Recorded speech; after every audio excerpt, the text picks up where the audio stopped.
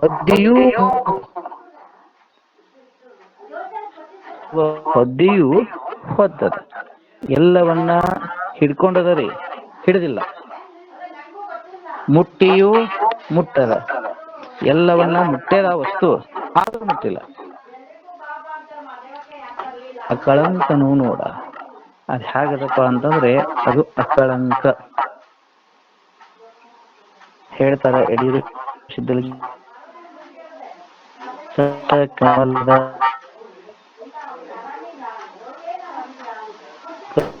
ಲಿಂಗವಾಗಿ ಅದ್ವಯನು ನೋಡ. ಆ ವಸ್ತು ಅಂತಂದ್ರೆ ಹೆಸರುಗಳಿಗೆ ಏನು ಆಹಾರದಲ್ಲೇ 4 ಹೆಸರು, ಸ್ವಾದಿಷ್ಠಾನದಲ್ಲಿ 6, ತಮಗೆಲ್ಲ ಗೊತ್ತಿದೆ. ಆ ಹೆಸರುಗಳೊಳಗೆ ಅಕ್ಷರಾತ್ ಆಗಲೇ ದಿಂದ ಸ ತನಕ ಈಗೇನು ಅಕ್ಷರ ಇರ್ತಾವಲ್ಲ, ಆ ಅಕ್ಷರಾಂಕ ಲಿಂಗವಾಗಿ ಅದ್ವಯನು ನೋಡ. ಅದು ಒಂದೇ ಅದ. ಕೆಲವು ಮಂದಿ ಇಲ್ಲಿ ಪ್ರಶ್ನೆ ಮಾಡಬಹುದು, ಅಲ್ಲ ಸಪ್ತಕಮಲ್ ಅಷ್ಟೇ ಕಳಕತ್ತೀರಿ, ನಾವು 9 ಹೇಳ್ತೇವಲ್ಲ ಚಕ್ರಗಳನ್ನ. ಅದಕ್ಕಾಗಿ ಇಲ್ಲಿ ಅವ್ರು ಹೇಳ್ತಾರೆ ಮುಂದಿನ ಮಾತಿನಲ್ಲಿ, ನವಚಕ್ರಾಂಬುಜಗಳ, ಅಲ್ಲಿ ಸಪ್ತ ಹೇಳ್ತಾರ, ಇಲ್ಲಿ 9. ನವಚಕ್ರಾಂಬುಜಗಳ ದಳ ಕುಳ ವರ್ಣ ಅಧಿದೇವತೆಗಳ ತೋರಿಕೆ ಏನೂ ಇಲ್ಲದ. ಅದ್ ಹೇಗದಪ್ಪ ಅಂತಂದ್ರೆ ಪರವಸ್ತು ಅಲ್ಲಿ ನವಚಕ್ರ ಏನದಾವಲ್ಲ, 9 ಚಕ್ರಗಳು, ಆಧಾರವನ್ನ ಮೊದಲು ಮಾಡಿಕೊಂಡು ಪಶ್ಚಿಮ ಶಿಖೆಯವರೆಗೆ 9 ಚಕ್ರಗಳ ಆತರ ದಳಗಳು, ಅಲ್ಲಿರ್ತಕ್ಕಂಥ ವರ್ಣಗಳು ಅಂತ ಅಕ್ಷರಗಳು, ಅಧಿದೇವತೆಗಳು, ಇವು ಯಾವುದಕ್ಕೂ ಅದು ಅಂಟ್ಕೊಂಡಿಲ್ಲ. ಆ ಪರವಸ್ತು ತೋರಿಕೆ ಏನೂ ಇಲ್ಲದ ನಿತ್ಯ ನಿರಂಜನ ನಿರಾಮಯನಾದ ಶರಣಂಗೆ ನಮೋ ನಮೋ ಎಂಬೆನು. ಇದು ಬಸವಣ್ಣನವರ ದರ್ಶನರಿದು. ಬಸವಣ್ಣವ್ರು ಹೇಗದಾರಪ್ಪ ಅಂತಂದ್ರೆ ಹೀಗದಾರ. ಯಡಿಯೂರು ಸಿದ್ಧಲಿಂಗೇಶ್ವರರು ಹೇಳ್ತಾರೆ, ಆ ನಿರಾಮಯ ವಸ್ತುವೇ ಸಂಗನ ಬಸವಣ್ಣನು ನೋಡ. ನೋಡ್ರಿ, ನಾವು ನೋಡೋ ಬಸವಣ್ಣನವರು, ಯಡಿಯೂರದ ಶ್ರೀ ಸಿದ್ಧಲಿಂಗೇಶ್ವರರು ನೋಡೋ ಬಸವಣ್ಣನವರು, ಇಬ್ಬರಿಗೂ ಬಹಳ ವ್ಯತ್ಯಾಸ. ಅವ್ರು ಹೇಳ್ತಾರ, ಬಸವಣ್ಣವರು ಅಂದ್ರೆ ಯಾರಪ್ಪ, ಸಂಗನ ಬಸವಣ್ಣ ಅಂದ್ರೆ ಯಾರು, ನಿರಾಮಯ ವಸ್ತುವೇ, ಬಹಳ ಸ್ಪಷ್ಟದ, ನಿರಾಮಯ ವಸ್ತುವೇ ಸಂಗನ ಬಸವಣ್ಣನು ನೋಡ. ಆ ಚಿದ್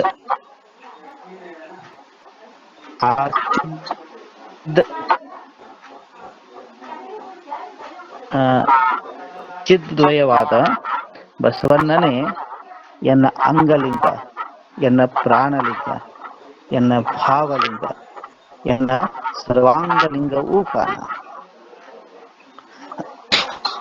ಎನ್ನ ಷಡಾಧಾರದಲ್ಲಿ ಸಂಬಂಧವಾದ ಷಡಕ್ಷರ ಮಂತ್ರವು ಬಸವಣ್ಣನಾದ ಕಾರಣ ಬಸವಲಿಂಗ ಬಸವಲಿಂಗ ಬಸವಲಿಂಗ ಎಂದು ಜಪಿಸಿ ಭವಾರ್ಣವ ದಾಟಿದೆನು ಕಾಣ.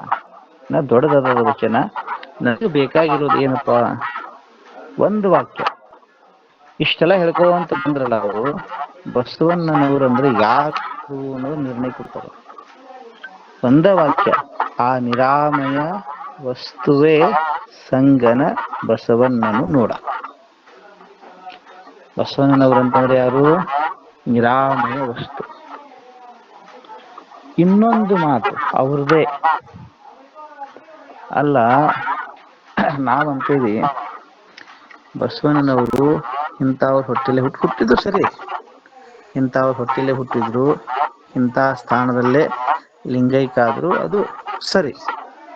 ಆದ್ರ ಶರಣರ ದೃಷ್ಟಿಯೊಳಗೆ ನೋಡ್ರಿ ಹೆಂಗದದು. ಅದೇ ಯಡಿಯೂರದ ಸಿದ್ಧಲಿಂಗೇಶ್ವರರು ಶಟಸ್ಥಲ ಜ್ಞಾನ ಸಾರಾಮೃತದೊಳಗನ ಅಂಗಲಿಂಗೋದ್ಭವ ಸ್ಥಳ ಅಂತೈತಿ. ಶರಣ ಸ್ಥಳದಲ್ಲೇ ಏನ್ ಹೇಳಿದ್ರು ಅವರು, ಪರಾ ಪರಾತ್ಪರ ಪರವಸ್ತುನೇ ಏನದ ಅದೇ ಬಸವಣ್ಣ ಅಂತ ಹೇಳ್ತಾರ. ಇಲ್ಲೇ ಏನ್ ಹೇಳ್ತಾರಪ್ಪ ಅಂದ್ರೆ ಈ ಅಂಗಲಿಂಗೋದ್ಭವ ಸ್ಥಳದಲ್ಲೇ ಅವ್ರು ಹೆಂಗ ಉದಯ ಆದ್ರು ಅನ್ನೋದು ಕೂಡ ವಿವರಣೆ ಕೊಡ್ತಾರೆ. ಶರಣರು ಬಂದಿರೋದು ಎಲ್ಲಿಂದ? ಶರಣರು ಬಂದಿರೋದು ಆ ಪೂರ್ಣ ಪರವಸ್ತುವಿನಿಂದನೇ. ಹೇಳ್ತಾರ ಅವರು, ಲಿಂಗದಿಂದ, ಅವ್ರು ಹೇಳಿದ್ದ ಎಷ್ಟು ಚಂದ ಮಾತದ ನೋಡ್ರಿ. ಲಿಂಗದಿಂದ ಶರಣರು ಉದಯವಾಗದಿದ್ದಡೆ ಬಸವ, ಚನ್ನಬಸವ, ಪ್ರಭುದೇವರು, ಮುಖ್ಯವಾದ 770 ಅಮರಗಣಗಳೆಲ್ಲರೂ ಕ್ಷೀರವ ಬೆರೆಸಿದಂತೆ, ಘೃತವ ಬೆರೆಸಿದಂತೆ, ಬಯಲು ಬೆರೆಸಿದಂತೆ ಲಿಂಗವ ಬೆರೆಸಿ ಮಹಾಲಿಂಗವೇ ಆದರೂ ನೋಡ. ಲಿಂಗದಿಂದ ಶರಣರು ಉದಯವಾಗದಿದ್ದಡೆ, ಒಂದು ವೇಳೆ ಲಿಂಗದಿಂದ ಅವ್ರು ಬಂದಿಲ್ಲಪ್ಪ ಅಂತಂದ್ರ ನೀಲಲೋಚನೆಯಮ್ಮ, ಬಸವಣ್ಣನವರ ಧರ್ಮಪತ್ನಿ ನೀಲಲೋಚನೆಯಮ್ಮ ಲಿಂಗದೊಳಗೆ ತನ್ನಂಗವ ಏಕೀಕರಿಸಿ, ಶಬ್ದಗಳು ಬಹಳ ಚಂದದವ, ತನ್ನಂಗವ ಏಕೀಕರಿಸಿ ಕೇವಲ ಪರಂಜ್ಯೋತಿ ಲಿಂಗದಲ್ಲಿ ನಿರವಯವಾದಳು ನೋಡ. ಇಂತಪ್ಪ ದುಷ್ಟವ ಕಂಡು ನಂಬದಿಪ್ಪುದು ಕರ್ಮದ ಫಲ. ಇದು ಇವರ ಗುಣವೇ? ಶಿವನ ಮಾಯಾ ಪ್ರಪಂಚನ ಗುಣ ನೋಡ. ಈ ಪ್ರಪಂಚ ಜೀವಿಗಳು ಅಲ್ಲ ಎಂಬುದು, ಅಹುದೆಂಬುದು ಪ್ರಮಾಣವೇ ಅಲ್ಲ ನೋಡ ಮಹಾಲಿಂಗ ಗುರು ಶಿವಸಿದ್ದೇಶ್ವರ ಪ್ರಭುವೇ ಅಂತ.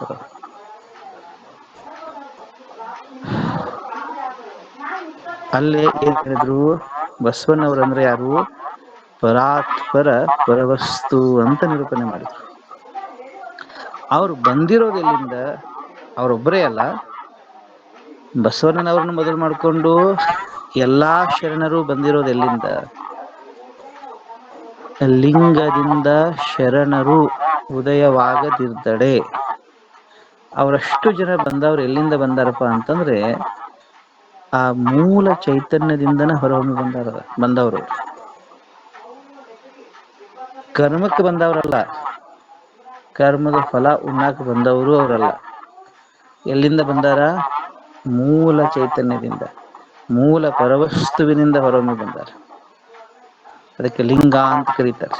ಲಿಂಗದಿಂದ ಶರಣರು ಉದಯವಾಗದಿದ್ದಡೆ, ಅವ್ರು ಅಲ್ಲಿಂದ ಬಂದಾರಂತ ಅಲ್ಲಿ ಲೀನಾಗ್ಯಾರ. ಅವರು ಒಂದು ಮಾತು ಹೇಳ್ಯಾರ, ಅವರು ಎಷ್ಟು ಚಂದದ ನೋಡ್ರಿ. ಬಸವ, ಚನ್ನಬಸವ, ಪ್ರಭುದೇವರು, ಮುಖ್ಯವಾದ 770 ಅಮರಗಣಗಳೆಲ್ಲರೂ ಒಂದ್ ವೇಳೆ ಅಲ್ಲಿಂದ ಬಂದಿರ್ಕಿಲ್ಲಪ್ಪ ಅಂತಂದ್ರೆ ಅವರು 770 ಅಮರಗಣಗಳು ಬಸವಾದಿ ಶರಣರನ್ನು ಮೊದಲು ಮಾಡಿಕೊಂಡು ಕ್ಷೀರವ ಬೆರೆಸಿದಂತೆ, ಹೌದಿಲ್ರಿ? ಹಾಲಿನೊಳಗ ಹಾಲು ಕೂಡಿದಂಗ, ತುಪ್ಪದೊಳಗ ತುಪ್ಪ ಬೆರೆತಂಗ, ಘೃತವ ಬೆರೆಸಿದಂತೆ, ಬಯಲ ಬೆರೆಸಿದಂತೆ ಇವರೆಲ್ಲ ಏನಾಗ್ಯಾರಪ್ಪ ಅಂತಂದ್ರೆ ಲಿಂಗವ ಬೆರೆಸಿ ಮಹಾಲಿಂಗವೇ ಆದರೂ ನೋಡ. ಇವರೆಲ್ಲರೂ ಆ ಲಿಂಗವನ್ನ ಕೂಡಿ ಮಹಾಲಿಂಗ ಆಗ್ಯಾರ. ದೇಹ ಬಿಟ್ಟಾಗಿಲ್ಲ. ಒಂದು ಮಾತು ಹೇಳ್ತೀನಿ ನಾನಿಲ್ಲಿ, ಇದು ಬಹಳ ದೊಡ್ಡ ಮಾತು. ಪ್ರಮಾಣ ಯಾರಪ್ಪ ಅಂತಂದ್ರೆ ಯಡಿಯೂರು ಸಿದ್ಧಲಿಂಗೇಶ್ವರ ಹೇಳಕತ್ತಾರ ಈ ಮಾತನ್ನ. ಉದಾಹರಣೆ ಕೊಡ್ತಾರ ಅವರು. ಇಲ್ಲಿ ಮಹತ್ವದ ನೋಡ್ರಿ ಇದು. ಲಿಂಗದಿಂದ ಶರಣ ಹೃದಯವಾಗದಿದ್ದಡೆ, ಅಲ್ಲಿಂದ ಅವ್ರು ಬಂದಿರ್ಕಿಲ್ಲ ಅಂತಂದ್ರೆ ಒಂದು ಪ್ರಮಾಣ ಮಾತು ಹೇಳ್ತಾರ. ನೀಲಲೋಚನೆಯಮ್ಮ ತಮಗ್ ಗೊತ್ತು, ಬಸವಣ್ಣನವರ ಧರ್ಮಪತ್ನಿ. ಹೆಂಗ ಲಿಂಗೈಕಾದ್ರಂತಂದ್ರೆ ಅವರು ಲಿಂಗದೊಳಗೆ ತನ್ನಂಗವ ಏಕೀಕರಿಸಿ, ಶಬ್ದ ಇದ್ರ ಅರ್ಥ ಮಾಡ್ಕೋಬೇಕು ನಾವು. ಪ್ರಾಣ ಹೋದವ್ರಿಗೆ ನಾವು ಇತ್ತೀಚೆಗೆಲ್ಲ ಮಾತು ಹೆಂಗಂತಾರ ಗೊತ್ತನ್ರಿ? ಎಷ್ಟು ವಿಚಿತ್ರ ಅಂತಂದ್ರ, ಯಾರೋ ಒಬ್ಬ ಯಾವ್ದೋ ಒಂದು ಜಡ್ಡು ಬಂದಿರ್ತದ, ಅವ ಒದ್ದಾಡಿ ಸಾಯ್ತಾನ. ಅವು ನಾವೇನಂತ ಕರಿತೇವೆ ಲಿಂಗೈಕ ಆದ್ರು ಅಂತ. ಅದಕ್ಕೆಲ್ಲ ಲಿಂಗೈಕ್ಯ ಪದ ಬಳಸಂಗಿಲ್ರಿ. ಕೆಲವು ಮಂದಿ ಕೈಲಾಸವಾಸಿಗಳಾದ್ರು ಅಂತ ಹೇಳ್ತಾರೆ. ಇವ್ ಯಾಕೆ ಕೈಲಾಸದ ಶಿವ ಇವನ್ಯಾಕ ಕರ್ಕೊಂಡಾನ ಅಲ್ಲಿ? ಹೌದಿಲ್ರಿ. ಕೆಲವು ಮಂದಿ ವಿಷ್ಣುವಿನ ಪರಮಧಾಮಕ್ಕೆ ಹೋದ್ರು ಅಂತ ಹೇಳ್ತಾರೆ. ಆ ಪರಮಧಾಮ ಇವ್ರ ಸಲುವಾಗಿ ತೆರೆದದ ಏನದು? ಹಂಗೆಲ್ಲ ಏನಿಲ್ಲ. ಅವ್ರು ಮತ್ತೆ ಪುನಃ ಬರ್ಲೇಬೇಕು, ಅವ್ರವ್ರ ಕರ್ಮಕ್ಕೆ ಹೋಗಬೇಕು ಅವರು. ಆದ್ರೆ ಶರಣರದ್ ಹಂಗಲ್ಲ. ಹೆಂಗದ ನೋಡ್ರಿ ಮಾತಿದು. ಶರಣರು ಎಷ್ಟು ಇದು ಯೋಗ ಪದ್ಧತಿ, ಶಿವಯೋಗದ ಪದ್ಧತಿ ಎಷ್ಟು ಅಡ್ವಾನ್ಸ್ ಅಡಿತ್ತಂತಂದ್ರ ಅವಾಗಿನ ಕಾಲಕ್ಕ ಈ ಮಾತು ನೋಡಿದ್ರೆ ಗೊತ್ತಾಗುತ್ತೆ ನಮ್ಗೆ. ನೀಲಲೋಚನೆಯಮ್ಮ ಮಹಾಯೋಗಿನಿ, ಮಹಾಶಿವಯೋಗಿ ನೀಲಾಂಬಿಕಾ ತಾಯಿಯವರು ಹೆಂಗ ದೇಹ ಬಿಟ್ಟಾರಪ್ಪ ಅಂತಂದ್ರ, ಇಲ್ಲಿ ಪ್ರಮಾಣ ಹೇಳ್ತಾರ ಅವರು, ಲಿಂಗದೊಳಗೆ ತನ್ನ ಅಂಗವ ಏಕೀಕರಿಸಿ. ಹೆಂಗ ದೇಹ ಬಿಟ್ಟಾರು? ದೇಹ ಬಿಟ್ಟಾರಂತಿಲ್ಲಿಲ್ಲೇ ಆ ಲಿಂಗದೊಳಗ ತನ್ನ ಅಂಗವನ್ನ ಏಕೀಕರಿಸ್ಯಾರ. ಇದು ಸಾಧ್ಯದ. ಅರ್ಥ ಆಯ್ತಿಲ್ರಿ? ಮೀರಾಬಾಯಿದು ಹಿಂಗಾಗ್ಯದ. ಮೀರಾ ಕೃಷ್ಣನನ್ನ ನೋಡ್ತಾಳ, ಸಾಕಾಗ್ತತಿಕಿಗೆ.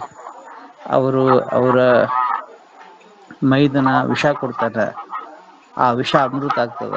ನೀನು ಒಲಿದರೆ ಕೊರಡು ಕೊಡರುವುದಯ್ಯ, ಬರಡು ಹಯನುವುದಯ್ಯ ಅಂತ ಹೇಳಿದಂಗ ವಿಷವೂ ಅಮೃತಬಹುದಯ್ಯ ಅಂತ ಹೇಳ್ಯಾರಲ್ಲ ಅಪ್ಪ ಅವರು. ಹಂಗ ಆ ವಿಷವನ್ನೂ ಕುಡಿತಾಳ, ವಿಷ ಆಕಿಗೆ ಅಮೃತ ಆಗುತ್ತ. ಸಾಕಾಗಿ ಬಿಡುತ್ತ, ಎಷ್ಟು ಕಾಡ್ತಾರಪ್ಪ ನನ್ನ ಇವರು ಅಂಥೇಳಿ ಕೃಷ್ಣನ ಶ್ರೀ ವಿಗ್ರಹದಲ್ಲಿ ಮೀರಾ ವಿಲೀನ ಆಗ್ತಾಳೆ. ಇದು ಇತಿಹಾಸ ದಾಖಲಾದ. ಇಲ್ಲಿ ನೀಲಮ್ಮ ತಾಯಿಯವರು ಹೆಂಗಾಗ್ಯಾರ ಅಂತಂದ್ರ, ಲಿಂಗದೊಳಗೆ ಆ ಲಿಂಗದೊಳಗ ತನ್ನ ಅಂಗವನ್ನು ಏಕೀಕರಿಸಿ, ತನ್ನ ಅಂಗಗಳನ್ನೆಲ್ಲ ಏಕಮುಖಗೊಳಿಸಿ ಏನಾದಳು? ಕೇವಲ ಪರಂಜ್ಯೋತಿರ್ಲಿಂಗದಲ್ಲಿ ನಿರವಯವಾದಳು ನೋಡ. ಆ ಮಹಾಪ್ರಕಾಶದೊಳಗ ಏಕಾದಳು.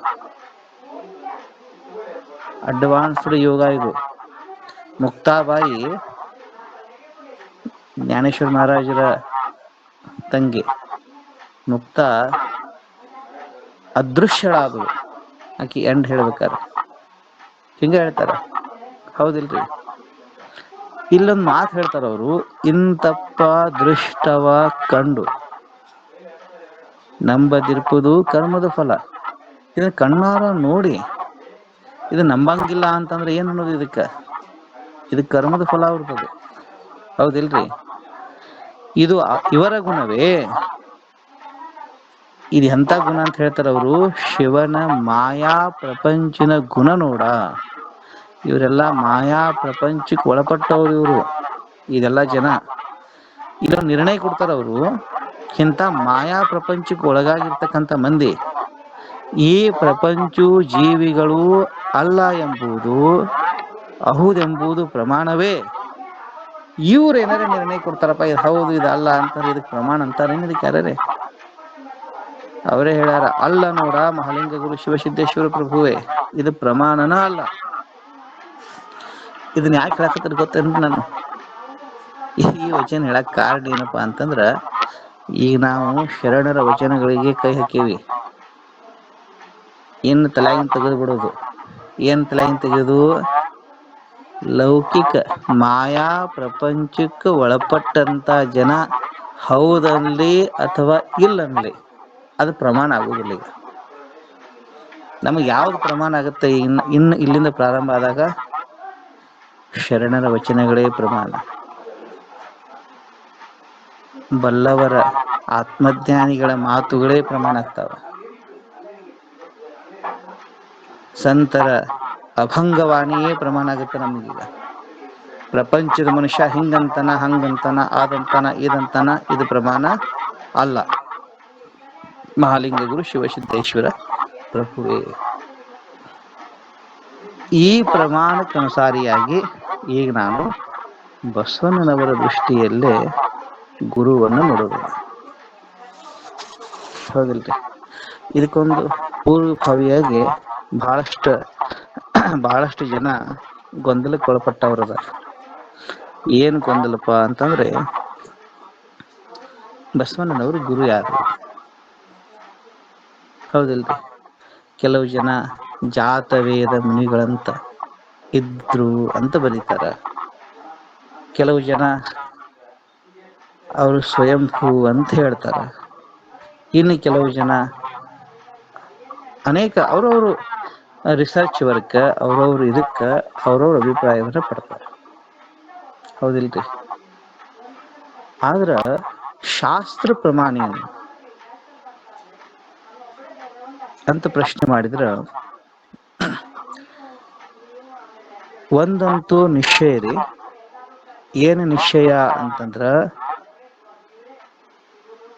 ಈ ಈ ಸದ್ಗುರುವಿನ ಕೃಪಾ ಇಲ್ಲದ, ಶಿವಯೋಗಿಯ ಕೃಪಾ ಇಲ್ಲದ, ಅಂದ್ರೆ ಶಿವಯೋಗ ಸಂಪನ್ನನಾದಂತ ಗುರುವಿನ ಕೃಪಾ ಇಲ್ಲದ ಅವನಿಗೆ ಸಾಧ್ಯ ಇಲ್ಲ. ಹೌದಿಲ್ರಿ? ಇದು ನಿಯಮ.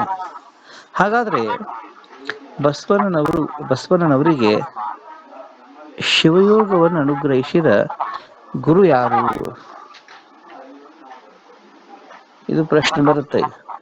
ಯಾಕ, ಈಗ ಗುರುವಿನ ಬಗ್ಗೆ ಅವ್ರು ಹೇಳಬರ್ತಾರ. ಈಗ ಒಂದು ಮೂರು ವಚನಗಳದಾವ. ಅದಕ್ಕಿಂತ ಪೂರ್ವದಲ್ಲಿ ಅವ್ರು ಗುರುಗಳು ಹೇಳ್ಬೇಕಲ್ಲ ಈಗ. ಹೌದಿಲ್ರಿ? ಅವರು ಒಂದು ಮಾತು ಹೇಳ್ತಾರೆ. ಈಗ ಅವ್ರ ಮಾತಿನಿಂದ ನಾವು ಪ್ರಾರಂಭ ಮಾಡ್ಬೇಕಾದ್ರ, ಮಡಿಕೆಯ ಮಾಡುವರೆ ಮಣ್ಣೇ ಮೊದಲು, ತೊಡಿಗೆಯ ಮಾಡುವಡೆ ಹೊನ್ನೇ ಮೊದಲು, ಶಿವಪಥವ ನರಿವಡೆ ಗುರುಪಥವೇ ಮೊದಲು, ಕೂಡಲ ಸಂಗಮ ದೇವನರಿವಡೆ ಶರಣರ ಸಂಘವೇ ಮೊದಲು ಅಂತ ಹೇಳ್ಯಾರ. ಇದು ಪ್ರಸಿದ್ಧ ವಚನ. ಇದರ ವಿಶ್ಲೇಷಣೆ ಮಾಡುವ ಅವಶ್ಯಕತೆ ಇಲ್ಲ, ಯಾಕಂದ್ರೆ ಎಲ್ಲರಿಗೂ ಇದು ಗೊತ್ತದ. ಇದರಲ್ಲಿ 3ನೇ ಲೈನ್ದಾಗ ಬರುತ್ತೆ ನೋಡ್ರಿ, ಶಿವಪಥವ ನರಿವಡೆ. ಶಿವಪಥ ಅಂದ್ರೆ ಶಿವಯೋಗ ಮಾರ್ಗ. ಆ ಶಿವಯೋಗ ಮಾರ್ಗವನ್ನ ತಿಳಿಬೇಕಾದ್ರ ಗುರುಪಥವೇ ಮೊದಲು. ಹೌದಿಲ್ರಿ? ಅದಕ್ಕೆ ಗುರುವಿನ ಪಥ, ಗುರು ತೋರಿಸಿದ ಮಾರ್ಗ ಅದ ಮುಖ್ಯ ಇರೋದ್ರಿಂದ, ಈಗ ಸಾಮಾನ್ಯವಾಗಿ ಬಸವಣ್ಣನವರೇ ನೀವೇ ಹೇಳಕತ್ತೀರಲ್ಲ, ಈ ನಿಮಗೆ ಗುರುಗಳು ಯಾರು? ಇದು ಪ್ರಶ್ನೆ ಬರುವುದು ಸಹಜನೇ. ಅದಕ್ಕ ಒಂದು ಗ್ರಂಥ ಪ್ರಮಾಣದಿಂದ ನಾನು ಹೇಳ್ತೇನೆ. ಶ್ರೀಮನ್ ನಿಜಗುಣ ಶಿವಯೋಗಿಗಳು. ಈ ಶಿವಯೋಗಕ್ಕಾಗಿಯೇ ಚನ್ನ ಸದಾಶಿವ ಯೋಗಿಗಳು ಬರೆದಿರ್ತಕ್ಕಂಥ ಸಂಸ್ಕೃತ ಶಿವಯೋಗ ಪ್ರದೀಪಿಕೆಯ ಕನ್ನಡ ಅನುವಾದವನ್ನು ಮಾಡ್ಯಾರ. ಅದಕ್ಕೆ ಪರಮಾರ್ಥ ಪ್ರಕಾಶಿಕೆ ಅಂತ ಕರೀತಾರೆ. ಅದು ಅವ್ರದ್ದು ಅತ್ಯುತ್ತಮ ಯೋಗ ಗ್ರಂಥ. ಶಿವಯೋಗವನ್ನು ನಿರೂಪಣೆ ಮಾಡುವಂತ ಅಪ್ರತಿಮ ಗ್ರಂಥ ಅದು. ಯಾವುದು? ಪರಮಾರ್ಥ ಪ್ರಕಾಶಿಕೆ. ಆ ಪರಮಾರ್ಥ ಪ್ರಕಾಶಿಕೆಯಲ್ಲಿ ದೀಕ್ಷೆಯ ಲಕ್ಷಣ ಮತ್ತು ಭೇದ ಅಂತ ಒಂದು ಪ್ರಕರಣ ಅದ. ಆ ಪ್ರಕರಣದಲ್ಲೇ ಅವರು ದೀಕ್ಷೆಯ ನಿರೂಪಣೆಯನ್ನು ಮಾಡಬೇಕಾದ್ರ ಒಂದು ವಿವರಣೆಯನ್ನ ಕೊಡ್ತಾರ ಅವರು. ಇದು ನಮಗಿದು ಬಹಳ ಅತ್ಯಂತ ಅವಶ್ಯಕ. ಇದು ಏನು ವಿವರಣೆ ಕೊಡ್ತಾರಪ್ಪ ಅಂತಂದ್ರ, ಆ ದೀಕ್ಷೆ ಅನ್ನೋದು 2 ಪ್ರಕಾರದ. ಒಂದು ಸಾಧೀಕರಣ ದೀಕ್ಷಾ, ಮತ್ತೊಂದು ನಿರದೀಕರಣ ದೀಕ್ಷಾ ಅಂತ. ನೋಡ್ರೆ, ದೀಕ್ಷೆಯಲ್ಲೇ 2 ಪ್ರಕಾರ. ಒಂದು ಸಾಧೀಕರಣ, ಅಧಿಕರಣ, ಸಾಧೀಕರಣ. ಇನ್ನೊಂದು ಅಧಿಕರಣನೇ ಇಲ್ಲ, ನಿರದೀಕರಣ. ಹಾಗಂದ್ರೆ ಏನು ಅಂತ ಕೇಳಿದ್ರ, ಶ್ರೀಮನ್ ನಿಜಗುಣ ಶಿವಯೋಗಿಗಳ ಬರೀತಾರ. ಲಕ್ಷ್ಯ ಕೊಡಬೇಕಾ ಇದನ್ನ? ಶುದ್ಧಾದ್ವ ಮಿಶ್ರಾದ್ವ ವರ್ತಿಗಳಿಗೆ 2 ಮಾತನ್ನ ಬಳಸ್ಯಾರವರು. ಒಬ್ಬ ಶುದ್ಧಾದ್ವ, ಇನ್ನೊಬ್ಬ ಮಿಶ್ರಾದ್ವ. ವರ್ತಿ ಅಂದ್ರೆ ಅದರಲ್ಲೇ ನಡೆಯುವವ, ಅದರಲ್ಲೇ ಪ್ರವೇಶಿಸಿದವ. ಶುದ್ಧಾದ್ವದಲ್ಲೇ ಪ್ರವೇಶಿಸಿದವ, ಮಿಶ್ರಾದ್ವದಲ್ಲೇ ಪ್ರವೇಶಿಸಿದವ, ಅವನಿಗೆ ತೀವ್ರ ಶಕ್ತಿ ನಿಪಾತದಿಂ ಪರಶಿವನು ತಾನೇ ಮಾಳ್ಪುದೇ ನಿರದೀಕರಣ ದೀಕ್ಷೆ ಎನಿಸುವುದು. ಅರ್ಥ ಆಯ್ತಿಲ್ರಿ? ಇದು ನಿರದೀಕರಣ ದೀಕ್ಷಾ. ಯಾರು ಮಾಡ್ತಾರೆ? ತೀವ್ರ ಶಕ್ತಿ ನಿಪಾತದಿಂ ಪರಶಿವನು ತಾನೇ ಮಾಡ್ಪುದೇ. ಇದು ಪ್ರಮಾಣ. ಇದು ಹಂಗಾದ್ರ ಪರಶಿವ ದೀಕ್ಷಾ ಮಾಡುತ್ತಾನೆ ಅನ್ನೋದು ನಿರ್ಣಯ ಆಯ್ತಿಲ್ಲ. ಹೌದಿಲ್ರಿ? ಪರಶಿವ ತಾನೇ ಮಾಡ್ಪುದೇ. ಯಾರಿಗೆ? ಶುದ್ಧಾದ್ಭವವರ್ತಿಗೆ.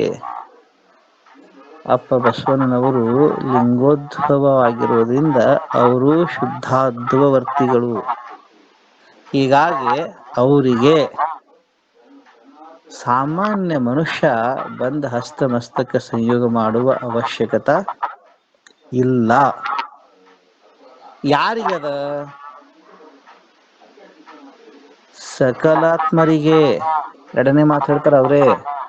ಸಕಲಾತ್ಮರಿಗೆ ಮಂದ ಶಕ್ತಿ ನಿಪಾತದಿಂದ ಪರಶಿವನು ತಾನೇ ಗುರು ಸ್ವರೂಪನಾಗಿ ಮಾಡ್ಬೋದು ದೀಕ್ಷಾ. ಎಲ್ಲಾ ಜೀವರಾಶಿಗಳಿಗೆ. ಈ ಜೀವರಾಶಿಗಳು ಎರಡು ವಿಭಾಗ ಆಗ್ತದ. ಒಂದು ಶುದ್ಧಾದ್ವ ಮಿಶ್ರಾದ್ವವರ್ತಿಗಳಿದಾರ. ಇನ್ನು ಅಂದ್ರೆ ಸಕಲ ಜೀವರಾಶಿಗಳು ಇದ್ದಾರೆ. ಸಕಲ ಜೀವರಾಶಿಗೆ ತೀವ್ರ ಶಕ್ತಿಪಾತದಿಂದ ದೀಕ್ಷಾ ಆಯ್ತಂತಂದ್ರೆ ಅವು ಸತ್ತೇ ಹೋಗ್ತಾರ್ರಿ. ಅರ್ಥ ಆಯ್ತಿಲ್ರಿ? ಆ ಕುಂಡಲಿನಿಯ ಶಕ್ತಿಯನ್ನ ಗ್ರಹಿಸುವಂತಹ ಅದನ್ನು ತನ್ನ ಶರೀರದಲ್ಲಿ ಹಿಡಿದಿಟ್ಕೊಳ್ಳುವಂತ ಸಾಮರ್ಥ್ಯ ಈ ಸಾಮಾನ್ಯ ಜನಕ್ಕಿಲ್ಲ. ಆದ್ದರಿಂದ ಅವ ಪರಶಿವನೇ ಗುರು ರೂಪವಾಗಿ ಬಂದು ಏನ್ ಮಾಡ್ತಾನಪ್ಪ ಅಂತಂದ್ರ ಮಂದ ಶಕ್ತಿಪಾತ ಮಾಡ್ತಾನ. ತೀವ್ರ ಶಕ್ತಿಪಾತ ಇರಂಗಿಲ್ಲ. ಆದ್ರ ಅಲ್ಲಿ ಹೆಂಗದ ತೀವ್ರ ಶಕ್ತಿಪಾತ ಅದ? ಯಾಕಂದ್ರೆ ಅವ್ರು ಆಲ್ರೆಡಿ ಅವ್ರಿಗೆ ಆಗುತ್ತಾರೆ ಅದು. ಹಿಂಗ ಸಾಕ್ಷಾತ್ ಶಿವನೇ. ಯಾಕಂತಂದ್ರ ಅವರು ಗುರುವನ್ನು ಹೇಳಬೇಕಾದ್ರ, ಹೌದಿಲ್ರಿ? ಬಸವಣ್ಣನವರು ಗುರುವಿನ ಬಗ್ಗೆ ಎಲ್ಲೆಲ್ಲೇ ಹೇಳ್ತಾರಲ್ಲ, ಅಲ್ಲಲ್ಲೇ ಕೂಡಲ ಸಂಗಮ ದೇವರನ್ನ ನೆನೆಸೋರು, ಬೇರೆದವ್ರನ್ನಲ್ಲ, ಅವ್ರನ್ನ ನೆನೆಸ್ತಾರ. ಕೂಡಲ ಸಂಗಮ ದೇವ ಅಂತಂದ್ರೆ ಯಾರು? ಸಾಕ್ಷಾತ್ ಪರಮಾತ್ಮ. ಅವ್ರಿಗೆ ಗುರು ಯಾರಪ್ಪ ಅಂತಂದ್ರೆ, ಈ ಶಾಸ್ತ್ರ ಪ್ರಮಾಣದಿಂದ ಹೇಳಕತ್ತ ನಾನು. ಹೀಗೊಂದು ಪ್ರಕ್ರಿಯೆ ಅದ, ನಮಗ್ ತಿಳಿದದ್ದ ಹೌದು ಅಲ್ಲ, ಹಿಂಗಿಲ್ಲ. ನಾ ಅದಕ್ಕ ಮೊದಲು ಯಡಿಯೂರು ಸಿದ್ಧಲಿಂಗೇಶ್ವರರದ್ದು ಹೇಳಿದೆ ನಾನು. ಪ್ರಪಂಚದ ಮಂದಿ ಹೌದಂದ್ರು ಅದು ಹೌದು ಅಲ್ಲ, ಇಲ್ಲ ಅಂದ್ರು ಅದು ಇಲ್ಲ ಅಲ್ಲ. ಶಿವಯೋಗಿಗಳು ಹೇಳ್ಬೇಕು ಹಿಂಗೈತಂತ, ಅದು ಹೌದು ಅದು ಅಲ್ಲ. ಹಿಂಗಾಗಿ ಬಸವಣ್ಣನವರಿಗೆ ಗುರು ಯಾರಪ್ಪ ಅಂತಂದ್ರೆ ಸಾಕ್ಷಾತ್ ಪರಮಾತ್ಮ. ಪರಮಾತ್ಮನೇ ಅವರಿಗೆ ದೀಕ್ಷಾ ಮಾಡ್ಯಾನ. ಅದು ಸಾಧ್ಯದ. ಅದಕ್ಕೆ ಪ್ರಮಾಣ ಏನು? ನಿಜಗುಣ ಶಿವಯೋಗಿಗಳು ಬರೆದಿರ್ತಕ್ಕಂಥ ಪರಮಾರ್ಥ ಪ್ರಕಾಶಿಕೆಯ ಈ ದೀಕ್ಷಾ ಪ್ರಕ್ರಿಯೆನೇ ಪ್ರಮಾಣ. ಇಷ್ಟು ಸಾಕು. ಬಸವಣ್ಣನವರು ಇನ್ನೊಂದು ಮಾತನ್ನು ಹೇಳ್ತಾರ. ಯಾವುದ್ರಲ್ಲೇ? ಈ ಗುರು ಕರುಣ ಸ್ಥಳದಲ್ಲಿ 3 ಮಾತುಗಳದವ್ರು ಗುರುವಿಗೆ ಸಂಬಂಧಪಟ್ಟದ್ದು. ಅವ್ರು ಹೇಳ್ತಾರ, ಇನ್ನೊಂದು ಮಾತು ನೋಡ್ರಿ, ಇದು ಪ್ರಸಿದ್ಧ, ಎಲ್ಲರಿಗೂ ಗೊತ್ತಿರೋದು. ಗುರು ವಚನವಲ್ಲದೆ ಲಿಂಗ ಎಂದೆನಿಸದು. ನೋಡ್ರಿ, ಗುರು ಹೇಳ್ಬೇಕು ಏನಂತೇಳಿ, ಇದು ಲಿಂಗಪ್ಪ. ಹೌದಿಲ್ರಿ? ಗುರುವಚನವಲ್ಲದೆ ನಿತ್ಯವೆಂದೆನಿಸದು. ಗುರುವಚನವಲ್ಲದೆ ನೇಮವೆಂದೆನಿಸದು. ತಲೆ ಇಲ್ಲದ ಅಟ್ಟೆಗೆ ಪಟ್ಟವ ಕಟ್ಟುವ ಉಭಯ ಭ್ರಷ್ಟರ ಮೆಚ್ಚುವನೇ ನಮ್ಮ ಕೂಡಲ ಸಂಗಮ ದೇವ. ಏನ್ ಹೇಳ್ತಾರ? ತಲೆ ಇಲ್ಲದ ಅಟ್ಟೆಗೆ ಪಟ್ಟವ ಕಟ್ಟುವ. ಇದು ಒಬ್ಬಗ್ ತಲಿನ ಇಲ್ಲಂತ ಅವನಿಗೆ ಏನ್ ಮಾಡಕ್ ಹೊಂಟಾರ, ಪಟ್ಟ ಕಟ್ಟಕ್ ಹೊಂಟಾರ. ಹೌದಲ್ರಿ? ಅಂತವ್ರನ್ನ ಇಲ್ಲಿ ಹೇಳ್ಯಾರ ಉಭಯ ಭ್ರಷ್ಟರ, ಆ ಕಡೆ ಇಲ್ಲ ಈ ಕಡೆ ಇಲ್ಲ ಅಂತವ್ರನ್ನ ಮೆಚ್ಚುವನೇ ನಮ್ಮ ಕೂಡಲ ಸಂಗಮ ದೇವ. ಇದು ಪ್ರಸಿದ್ಧ ವಚನ. ಎಲ್ಲರದ್ರ ಮೇಲೆ ಅನೇಕ ವ್ಯಾಖ್ಯಾನಗಳನ್ನ ಮಾಡೇರಿ. ಅಷ್ಟು ಬಲ್ಲವರೆಲ್ಲರೂ ಇಲ್ಲಿ ಇದ್ದೇರಿ. ಹಿಂಗಾಗಿ ಈ ವಚನದ ವಿಸ್ತರಣೆಯನ್ನು ನಾನು ಮಾಡುವುದು. ಇನ್ನೊಂದು ವಚನ ನೋಡ್ರಿ ಅವ್ರದ್ದು, ಇದು ಗುರು ಕರ್ಮಸ್ಥಳದಲ್ಲಿ ಬರುವಂತದ್ದು.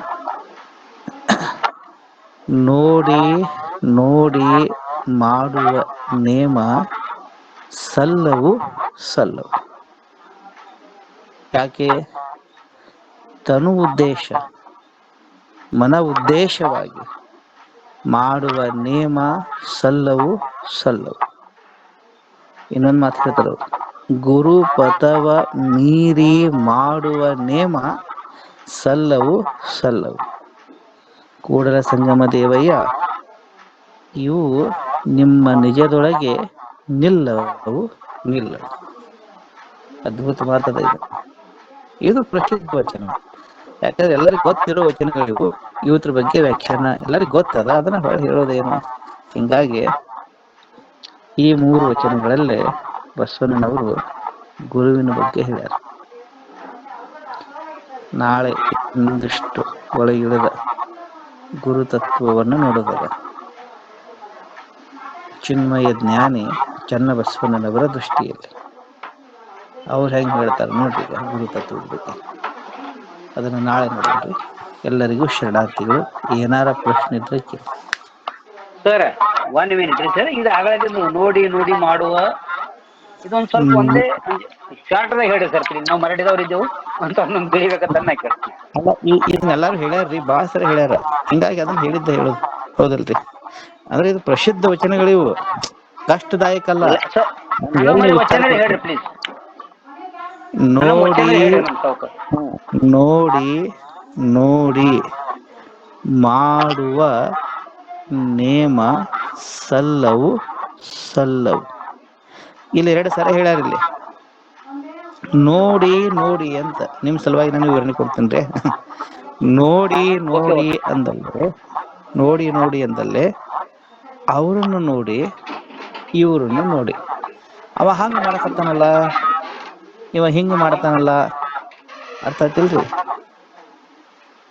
ಮಾಡುವ ನೇಮ ಯಾವುದಪ್ಪ ಅಂತಂದ್ರ, ಗುರು ಏನ್ ಹೇಳ್ಯಾನಲ್ಲ ಅದ ನಿಯಮ. ಗುರು ಹಿಂಗ ಹೇಳ್ಯಾನಲ್ಲ ಹಂಗ ಮಾಡ್ಬೇಕು, ಅದನ್ನೆಲ್ಲ ಬಿಡೋದು. ಗಂಗಾಪ್ ಹಂಗ ಮಾಡಕತ್ತಾನ ಹಂಗ ಮಾಡೋದು, ಶಿವಾಪ್ ಹಿಂಗ ಮಾಡಕತ್ತಾನ ಹಿಂಗ ಮಾಡೋದು, ತಿಳಿತಿಲ್ರಿ? ಅವ್ರನ್ನ ನೋಡಿ ಇವ್ರನ್ನ ನೋಡಿ. ನೋಡಿ ನೋಡಿ ಮಾಡುವ ನೇಮ ಹಿಂಗಿತ್ತಂತಂದ್ರ ಅವು ಸಲ್ಲವು ಸಲ್ಲವು. ಅದು ಸಲ್ಲಂಗಿಲ್ಲ. 2ನೇ ಮಾತು ಹೇಳ್ತಾರ ಅವರು, ತನು ಉದ್ದೇಶ ಮನ ಉದ್ದೇಶವಾಗಿ ಮಾಡುವ ನೇಮ ಸಲ್ಲವು ಸಲ್ಲವು. ಅಂದ್ರ ಉದ್ದೇಶ ಏನದಪ್ಪ? ನೇಮ ಯಾಕೆ ಮಾಡ್ಬೇಕು? ಭಗವಂತನ ಪ್ರಾಪ್ತಿಗಾಗಿ ನೇಮ. ಹೌದಿಲ್ರಿ? ಲಿಂಗಾನುಸಂಧಾನಕ್ಕಾಗಿ ನೇಮ. ಕೆಲವು ಜನ ಎದಕ್ಕೆ ಮಾಡ್ತಾರಪ್ಪ ಅಂದ್ರೆ ನಿಯಮಗಳನ್ನ, ಅವ್ರ ಉದ್ದೇಶ ತನು ಸಂಬಂಧಿ ಇರುತ್ತ. ಅಂದ್ರ ಈಗ ನನ್ನ ಶರೀರಕ್ಕೆ ಅನಾರೋಗ್ಯ ಅದ, ನಾನು ಈ ನಿಯಮ ಮಾಡ್ತೀನಿ, ಗುರುವೇ ನನಗೆ ರೋಗ ಹೋಗಲಿ. ಇದೆಂತ ನಿಯಮ ಇದು? ಉದ್ದೇಶ ತನುವನ್ನು ಇಟ್ಕೊಂಡು ಮಾಡೋ ನಿಯಮ. ಅರ್ಥ ಆಗ್ತಿಲ್ಲ? ಮನುಷ್ಯನೊಳಗೆ ಕೆಲವು ಕಾಮನೆಗಳಿರ್ತಾವ, ಬಯಕೆಗಳಿರ್ತಾವ. ನಂಗೆ ಅದು ಬೇಕು ಇದು ಬೇಕು ಹಿಂಗೆಲ್ಲ. ಆ ಮನಸ್ಸಿನ ಬಯಕೆಗಳನ್ನ ಇಟ್ಟುಕೊಂಡು ಮಾಡುವಂತ ನಿಯಮ ಇವು ಸಲ್ಲಂಗಿಲ್ಲ ಅಂತ. ಸಲ್ಲವು ಸಲ್ಲವು. ಇಲ್ಲಿ ನಿರ್ಣಯ ಕೊಡ್ತಾರ ಅವರು, ಗುರು ಪಥವ ಮೀರಿ ಮಾಡುವ ನೇಮ. ಗುರುವಿನ ಮಾರ್ಗವನ್ನ ಬಿಟ್ಟು ಮಾಡುವಂತ ನಿಯಮಗಳೇನದಾವಲ್ಲ ಅವೆಲ್ಲ ಸಲ್ಲವು ಸಲ್ಲವು. ತಿಳಿದಿಲ್ರಿ? ಅವ್ಯಾವು ಹೇಳ್ತಾರ ಅವರು ಕೂಡಲ ಸಂಗಮ ದೇವಯ್ಯ, ಇವು ನಿಮ್ಮ ನಿಜದೊಳಗೆ ಯಾವುವು ನೋಡಿ ನೋಡಿ ಮಾಡುವಂತ ನಿಯಮ, ತನು ಉದ್ದೇಶ ಮನೋ ಉದ್ದೇಶವಾಗಿ ಮಾಡುವ ನಿಯಮ, ಗುರು ಪಥವನ್ನ ಮೀರಿ ಮಾಡುವ ನಿಯಮ, ಇವು ನಿಮ್ಮ ನಿಜದೊಳಗೆ ನಿಲ್ಲವು ನಿಲ್ಲವು. ಇವು ನಿಂದ್ರಂಗಿಲ್ಲ. ನಿಂದ್ರತದ ಯಾವುದಪ್ಪ ಅಂತ ಕೇಳಿದ್ರ ಗುರು ಏನ್ ಹೇಳ್ಯಾನಲ್ಲ ಅದು ಮಾತ್ರ ನಿಂದಿರ್ತದೆ. ಏನ್ ಉಳಿದದ್ದು ಯಾವುದು ನಿಂದ್ರಂಗಿಲ್ಲ. ಹಾಗಾದ್ರೆ ಶರಣ. ಥ್ಯಾಂಕ್ ಯು ಸರ್, ಶರಣು. ಹಲೋ ಹಲೋ ಮುರಾಳಿ ಅವರ, ಹಲೋ ಮುರಾಳಿ ಅಣ್ಣವ್ರ, ಹೇಗಪ್ಪ ಹೇಳ್ರಿ. ಆ ಸಿದ್ಧಲಿಂಗೇಶ್ವರ ವಚನ ಹೇಳಿದ್ರಲ್ಲ, ಅದು ಎಷ್ಟನೇ ವಚನ ರೀಪ ಅದು? ಯಡಿಯೂರು ಸಿದ್ಧಲಿಂಗೇಶ್ವರರ ವಚನ ಒಂದೇದು ಎರಡನೇ ಫಸ್ಟ್ ಅದು ಶರಣ ಸ್ಥಳದಲ್ಲೇ 474ನೇ 78ನೇ ವಚನ. ಹಾ ಹಾ ಎರಡನೇ ಅಂಗಲಿಂಗೋದ್ಭವ ಸ್ಥಳದಲ್ಲಿ 60ನೇ ವಚನ. ಹಾ 478ನೇ ವಚನ ರೀ ಅದು. ಹಾ ಅದು ಇದ್ರದ್ದು ತೋಟದ ಸಿದ್ಧಲಿಂಗರ ಅಂದ್ರೆ ಅವ್ರ ಹೌದ್ರಿ? ತೋಟದ ಸಿದ್ಧಲಿಂಗ ಅಂದ್ರೆ ಅವ್ರ ತೋಟದ ಸಿದ್ಧಲಿಂಗೇಶ್ವರರೇ. ಅವ್ರೆ ಎಷ್ಟನೇ ವಚನ ಅಂದ್ರಿ? ಒಂದು ಶರಣ ಸ್ಥಳದಾಗ ಅದ ಬಸವಣ್ಣನವರ ಸ್ವರೂಪ ನಿರೂಪಣೆ ಮಾಡ್ಬೇಕಾರ 478ನೇ ವಚನ. ನೋಡ್ರಿ ಏನ್ ಮೊದಲನೇ ಶಬ್ದ? ಅದು ಸಪ್ತ ಕಮಲದ ಮಧ್ಯದಲ್ಲಿ ಉತ್ಪತ್ತಿಯಾದ ಪರಂಜ್ಯೋತಿ ಅಂದ್ರೆ ಬಸವಣ್ಣವ್ರಂದ್ರೆ ಯಾರು ಅಂತ ಹೇಳಿದೆ.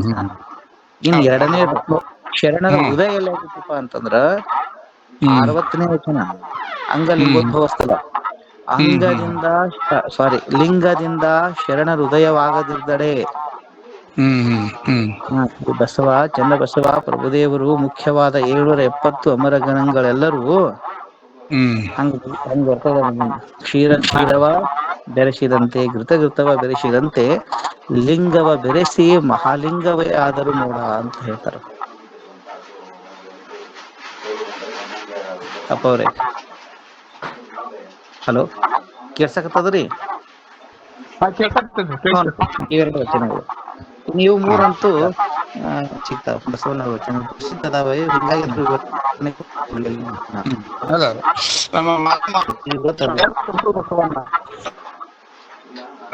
ಸ್ವಯಂ ಕೃತು ಬಸವಣ್ಣ ಅಂತಕ್ಕಂಥ ಮಾತು ಹೊಂದಾಣಿಕೆ.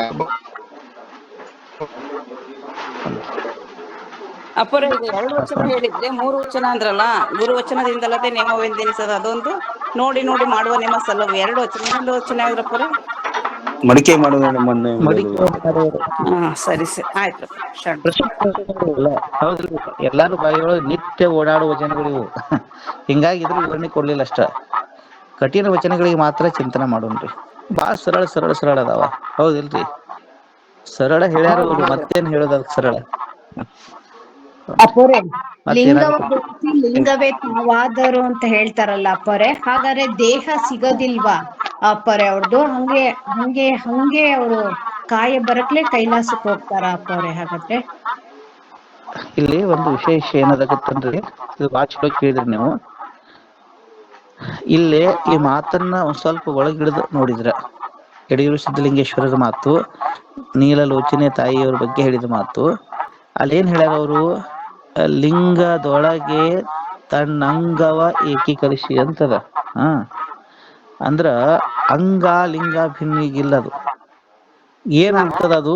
ಕೇವಲ ಪರಂಜ್ಯೋತಿರ್ಲಿಂಗದಲ್ಲಿ, ಆ ಮೂಲ ಚೈತನ್ಯದಲ್ಲಿ ನಿರವಯವಾದಳು ನೋಡ ಅಂತ ಹೇಳ್ಯಾರ. ಅದ್ರೊಳಗ ಅವ್ರು ಬೆರ್ತು ಬಿಡ್ತಾರ. ಇದು ಪಾಸಿಬಲ್ ಅದ ರೀ? ಅರ್ಥಾತಿಲ್ರಿ ಮೋರೆ? ಇದು ಸಾಧ್ಯತಾ ಐತಿ. ಆ ಕೆಪಾಸಿಟಿ ಬೇಕು ನಮಗ. ಈಗ ಸಾಮಾನ್ಯವಾಗಿ ಈಗ ಒಬ್ಬ ಜೀವನ್ ಮುಕ್ತ ಅದನಪ್ಪ ಅಂದ್ರೆ ಹೆಂಗ್ ಹೋಗ್ತಾನವ? ಒಂದಿಷ್ಟು ಹೇಳ್ತಾನೆ ಕೇಳ್ರಿ, ಭಾರಿ ಪ್ರಶ್ನೆ ಕೇಳಿರಿ. ಜೀವನ್ ಮುಕ್ತ ಮಹಾಪುರುಷನ ಪ್ರಾಣ ಹೊರಗೆ ಹೋಗುವುದಿಲ್ಲ ಶರೀರದಿಂದ. ಅಮ್ಮವ್ರೆ, ಹೋಗುದಿಲ್ಲ, ಪ್ರಾಣ ಹೊರಗೆ ಹೋಗುದಿಲ್ಲ. ಎಲ್ಲಿ ಹೋಗುತ್ತದು? ಬ್ರಹ್ಮದಲ್ಲಿ ಲೀನ ಆಕತಿ. ಪ್ರಾಣ, ಎಲ್ಲಾರು ಪ್ರಾಣ ಹೊರಗೆ ಹೋಗ್ತಾವ. ಹೊರಗೆ ಹೋಗ್ತಾನ ಅವ ಜೀವನ್ ಮುಕ್ತ ಅಲ್ಲ. ತಿಳಿತೇನ್ರಿ? ಈ ಸೂಕ್ಷ್ಮತೆದು. ಅವ್ರ ಪ್ರಾಣ ಬ್ರಹ್ಮದಾಗ ಲೀನ ಆಕತಿ. ಪ್ರಾಣ ಹೋಗೋದಿಲ್ಲ ಅದು. ಇದು ಇನ್ ಡೆಪ್ತ್ ಅದ್ ಹೆಂಗ್ ಲೀನ್ ಆಗ್ತೈತಿ ನೋಡಿ ಹೇಳ್ತೀನಿ ಕೇರ್ ನಿಮಗ.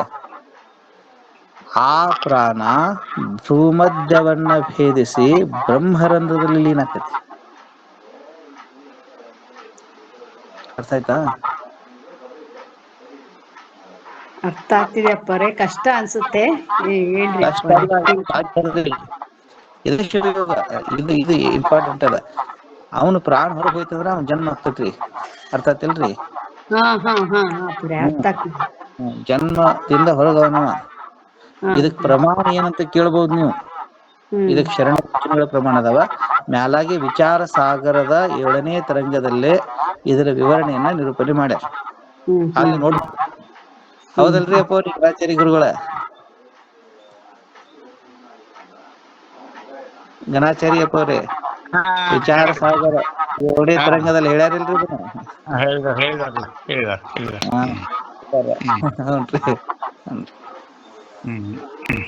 ಇದು ಬಹಳ ಸೂಕ್ಷ್ಮ ವಿಚಾರ. ಇದು ಪ್ರಾಣ ಹೋಯ್ತಂದ್ರ ತಿಳ್ಕೊಂಡ್ ಬಿಡ್ಬೇಕ, ಜೀವನ್ ಮುಕ್ತ ಆಗಿಲ್ಲ ಅಂತ. ಅದಕ್ಕೆ ಯೋಗಾಭ್ಯಾಸ ಯಾಕೆ ಎಷ್ಟು ಇಂಪಾರ್ಟೆಂಟ್ ಅದ ಅಂತಂದ್ರ, ಅದು ಬೇರೆ ಬೇರೆ ಯೋಗ ಅಲ್ಲ, ಶಿವಯೋಗ. ಅದು ಪ್ರಾಣವನ್ನ ಭೂಮಧ್ಯದ ಕೇಂದ್ರದಲ್ಲೇ ಒಯ್ತೈತೆ. ಅದು ಅವಾಗ ಪ್ರಾಣ ಲಿಂಗಿ ಅಕ್ಕನ. ಉಳ್ಕಾದವರೆಲ್ಲ ಪ್ರಾಣಲಿಂಗಿಗಳಲ್ಲ. ಅರ್ಥ ಆಯ್ತಪ್ಪ. ಅಂತ ಶರಣ, ಅಂತ ಐಕ್ಯ, ಇದೆಲ್ಲ ಬಹಳ ಹೈ ಲೆವೆಲ್ ಮೆಥಡ್ ಅದ. ಪ್ರಾಣ ಹೊರತು ತಿಳ್ಕೊಬೇಕು, ಅವ್ ಇನ್ನೊಂದ್ 2 ಜನ್ಮ ಅದಾವಂತ. ಹೋಗ್ಲಿ, ಕೆಳಗಿಂದ್ರೆ ಹೋಗ್ಲಿ, ಮ್ಯಾಗಿಂದ್ರೆ ಹೋಗ್ಲಿ, ಹೋಯ್ತು ಅದಾನ ಇನ್ನ ಜನ್ಮ ಐತಿ. ನಿಮ್ಮಂತರ ಯೋಗಿ ಅವರಿಗೆ ತಿಳಿದ್ರಿ ಸರ್. ನಿಮ್ಮಂತರ ಯೋಗಿಯರೇ ಅದಕ್ಕೆ ಕಂಡು ಹಿಡಿತಾರೆ. ನಮ್ಮಂತರ ಸಾಮಾನ್ಯ ಮಂದಿಗೆ ಅದು ಗೊತ್ತಾಗ್ತದೆ. ದೊಡ್ಡ ವಿಷಯ ಏನಲ್ರಿ ಇದು, ದೊಡ್ಡ ವಿಷಯ ಅಲ್ಲ, ಗೊತ್ತಾಗ್ತದೆ. ಯಾಕಂದ್ರ ಕೊನೆ ಕ್ಷಣ, ಮೃತ್ಯುವಿನ ಕೊನೆ ಕ್ಷಣ ಐತಿರ್ಲ, ಬಹಳ ಮಹತ್ವ. ಅದಕ್ಕೆ ಮಹಾನವಮಿ ಅಂತ ಕರೆದ್ರ ಶರಣರು. ಅದೇನ್ ಹೇಳ್ರಿ, ಮಹಾನವಮಿ. ಅದು ಸುಮ್ನ ಅಲ್ಲ, ಹಬ್ಬ ಅಂತದ ಮಹಾನವಮಿ ಅಂದ್ರ. ಹೌದಿಲ್ರಿ? ಅದಕ್ಕ ಇದ್ದಾಗ ಜೀವನ್ ಮುಕ್ತ ಸ್ಥಿತಿಯನ್ನು ಹೊಂದಬೇಕು. ಸಾಧನ ಮಾಡ್ರಿ ಶರಣಾರ್ಥಿಗಳು.